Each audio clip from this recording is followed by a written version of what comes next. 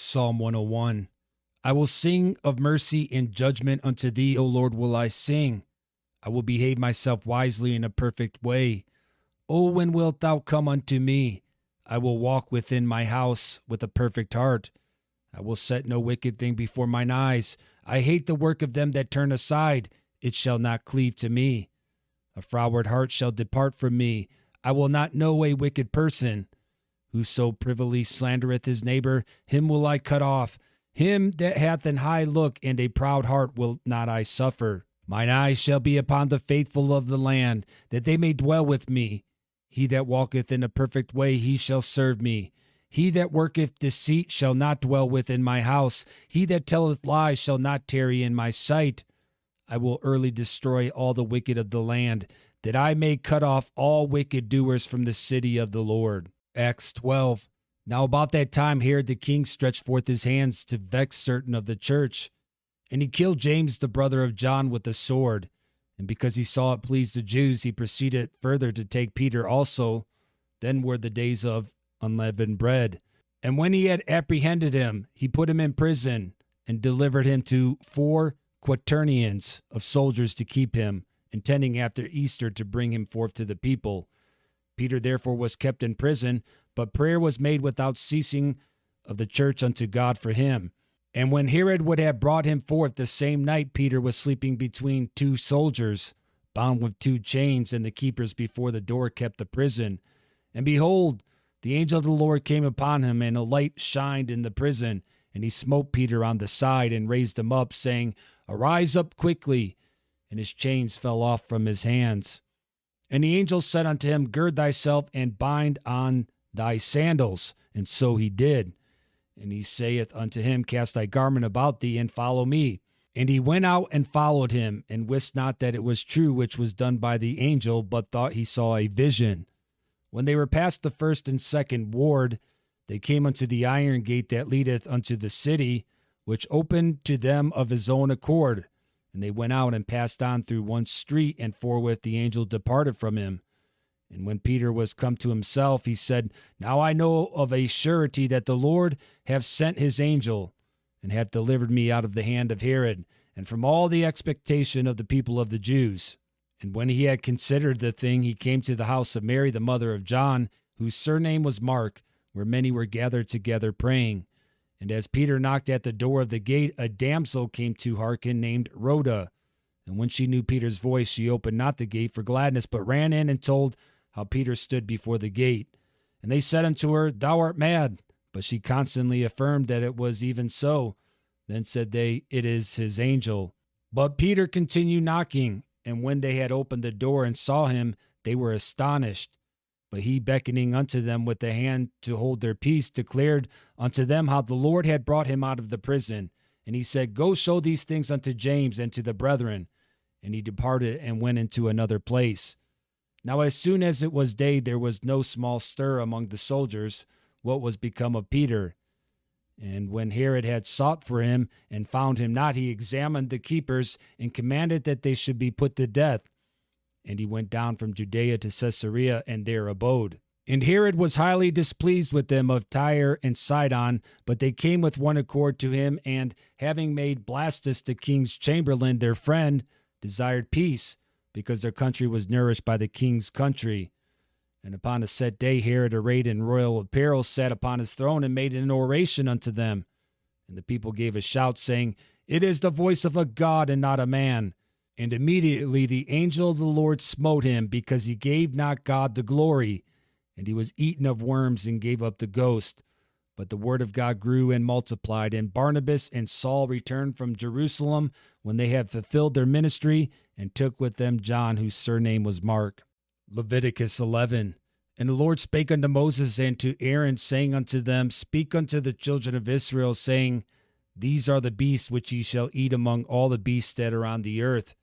Whatsoever parteth the hoof, and is cloven-footed, and cheweth the cud among the beasts, that shall you eat. Nevertheless, these shall you not eat of them that chew the cud, or of them that divide the hoof, as the camel, because he cheweth the cud, but divideth not the hoof, he is unclean unto you. And the coney, because he cheweth the cud, but divideth not the hoof, he is unclean unto you. And the hare, because he cheweth the cud, but divideth not the hoof, he is unclean unto you. And the swine, though he divide the hoof, and be cloven-footed, yet he cheweth not the cud, he is unclean to you. Of their flesh shall you not eat, and their carcass shall you not touch, they are unclean to you. These shall ye eat of all that are in the waters, whatsoever hath fins and scales in the waters, in the seas, and in the rivers, them shall you eat. And all that have not fins and scales in the seas and in the rivers, of all that move in the waters, and of any living thing which is in the waters, they shall be an abomination unto you. They shall be even an abomination unto you. You shall not eat of their flesh, but ye shall have their carcasses in abomination. Whatsoever hath no fins nor scales in the waters, that shall be an abomination unto you. And these are they which you shall have an abomination among the fowls.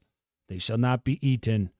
They are an abomination, the eagle, and the ossifrage, and the osprey, and the vulture, and the kite after his kind, every raven after his kind, and the owl, and the nighthawk, and the cuckoo, and the hawk after his kind, and the little owl, and the cormorant, and the great owl, and the swan, and the pelican, and the gier eagle, and the stork, the heron after her kind, and the lapwing, and the bat, all fowls that creep, going upon all four, shall be an abomination unto you.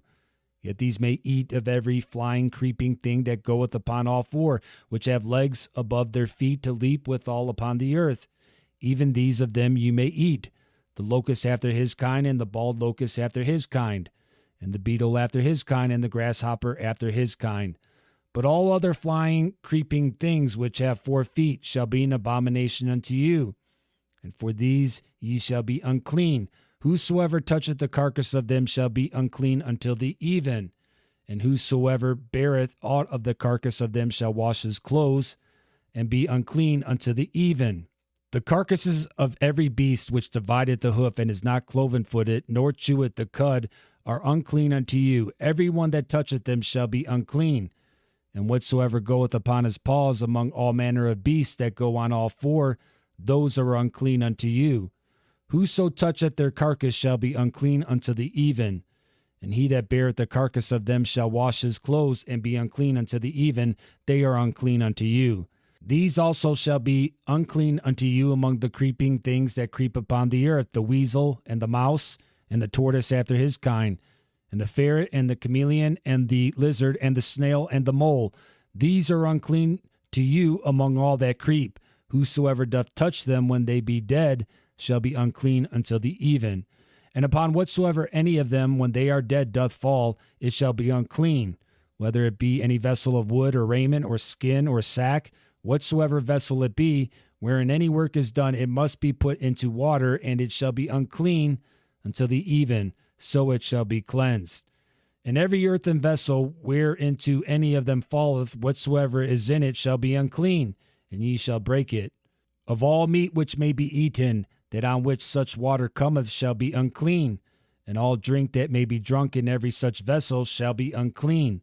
And everything whereupon any part of their carcass falleth shall be unclean, whether it be oven, or ranges for pots, they shall be broken down, for they are unclean, and shall be unclean unto you. Nevertheless, a fountain or pit, wherein there is plenty of water, shall be clean, but that which toucheth their carcass shall be unclean.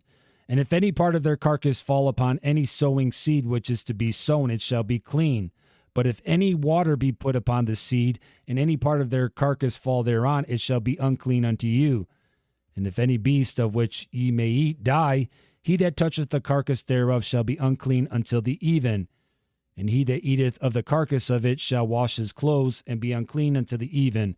He also that beareth the carcass of it shall wash his clothes, and be unclean unto the even.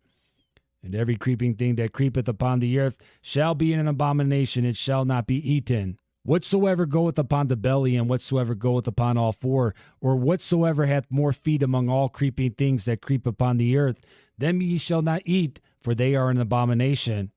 Ye shall not make yourselves abominable with any creeping thing that creepeth, neither shall ye make yourselves unclean with them, that you should be defiled thereby.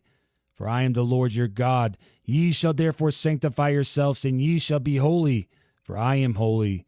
Neither shall you defile yourselves with any manner of creeping thing that creepeth upon the earth. For I am the Lord that bringeth you up out of the land of Egypt to be your God. Ye shall therefore be holy, for I am holy. This is the law of the beast, and of the fowl, and of every living creature that moveth in the waters, and of every creature that creepeth upon the earth, to make a difference between the unclean and the clean, and between the beast that may be eaten and the beast that may not be eaten. Isaiah 6. In the year that King Uzziah died, I saw also the Lord sitting upon a throne, high and lifted up, and his train filled the temple. Above it stood the seraphim. Each one had 6 wings. With twain he covered his face, and with twain he covered his feet, and with twain he did fly. And one cried unto another and said, Holy, holy, holy is the Lord of hosts. The whole earth is full of his glory. And the posts of the door moved at the voice of him that cried, and the house was filled with smoke. Then said I, Woe is me, for I am undone, because I am a man of unclean lips, and I dwell in the midst of a people of unclean lips. For mine eyes have seen the King, the Lord of hosts. Then flew one of the seraphim unto me, having a live coal in his hand, which he had taken with the tongs from off the altar. And he laid it upon my mouth, and said, Lo, this hath touched thy lips, and thy iniquity is taken away, and thy sin purged. Also I heard the voice of the Lord saying, Whom shall I send, and who will go for us? Then said I, Here am I, send me. And he said, Go and tell this people, Hear ye indeed, but understand not, and see ye indeed, but perceive not. Make the heart of this people fat, and make their ears heavy, and shut their eyes, lest they see with their eyes, and hear with their ears, and understand with their heart, and convert, and be healed. Then said I, Lord, how long? And he answered, Until the cities be wasted without inhabitant, and the houses without man, and the land be utterly desolate. And the Lord have removed men far away, and there be a great forsaking in the midst of the land. But yet in it shall be a tenth, and it shall return, and shall be eaten, as a teil tree, and as an oak whose substance is in them. When they cast their leaves, so the holy seed shall be the substance thereof.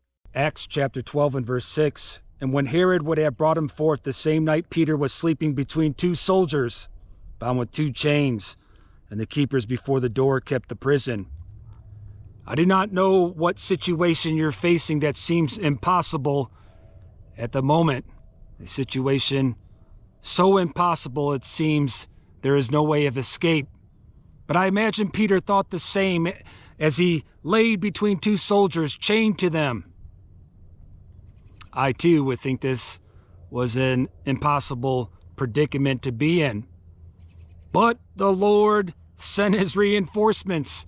Verse 7. And behold, the angel of the Lord came upon him, and a light shined in the prison. And he smote Peter on the side and raised him up, saying, Arise up quickly. And his chains fell off from his hands.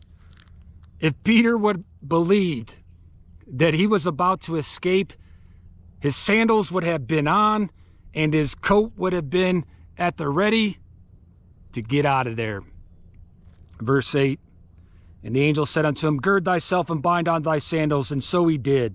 And he saith unto him, Cast thy garment about thee, and follow me. Put on your sandals, and have your coat at the ready, my friends, because we have places to go and things to do for the glory of our God and Savior, Jesus Christ.